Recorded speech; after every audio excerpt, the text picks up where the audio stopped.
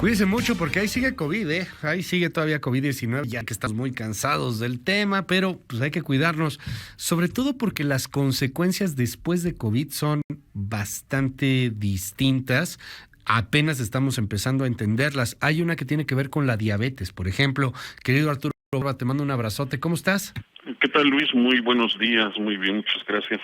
Esto se está conociendo después de lo que se llama el COVID largo o los efectos post-COVID de aquellas personas que padecieron la enfermedad, no solamente en grados críticos o graves, sino incluso aquellas personas que lo padecieron con síntomas leves o moderados, tienen un 40% más de riesgo de contraer diabetes. Esto se reporta en varios estudios, principalmente en la revista The Lancet.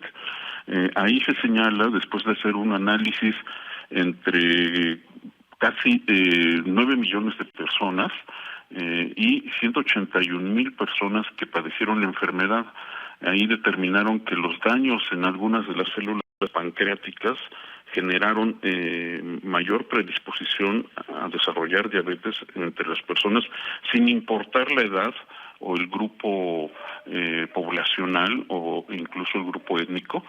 Se generan más posibilidades de contraer esta enfermedad, que de por sí es una de las más graves que hay en el mundo, enfermedades crónicas, metabólicas, y que además es incurable, Luis. En México se calcula que un 10% de las personas en nuestro país están propensas a la diabetes. Entonces, el efecto que puede tener en los sistemas de salud después de padecer la enfermedad pueden ser realmente graves. Este análisis se hizo entre enfermos que padecieron la enfermedad 12 meses antes, es decir, durante todo un año después de haber padecido la enfermedad, fueron generando esta predisposición a la diabetes.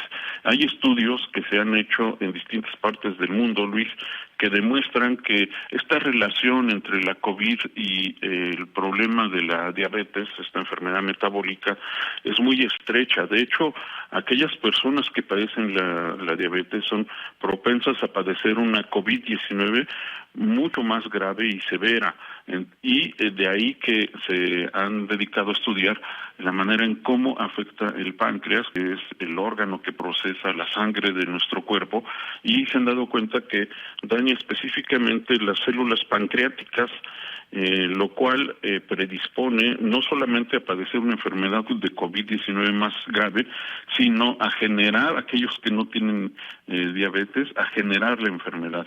Los impactos económicos son enormes. Tan solo en Estados Unidos, Luis, cada año se gastan 376,000 millones de dólares para atender a personas que padecen diabetes.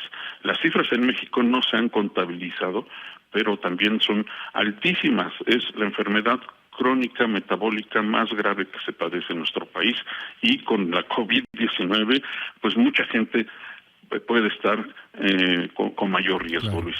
A ver, lo que tenemos hoy digo, hay que esperar un poco a esos estudios, pero el riesgo de una posible causa, como una especie de efecto secundario después de haber padecido un cierto tipo de COVID. ¿Qué pasa para quienes tienen diabetes, contrajeron COVID y luego pues viene a veces un recrudecimiento de la enfermedad, etcétera? Sí, eso es justamente lo que ocurre. Se recrudece la enfermedad, se reafirma y los efectos pueden ser más graves. Hay muchas consecuencias, Luis. Gracias a la diabetes en México es la principal causa de amputaciones.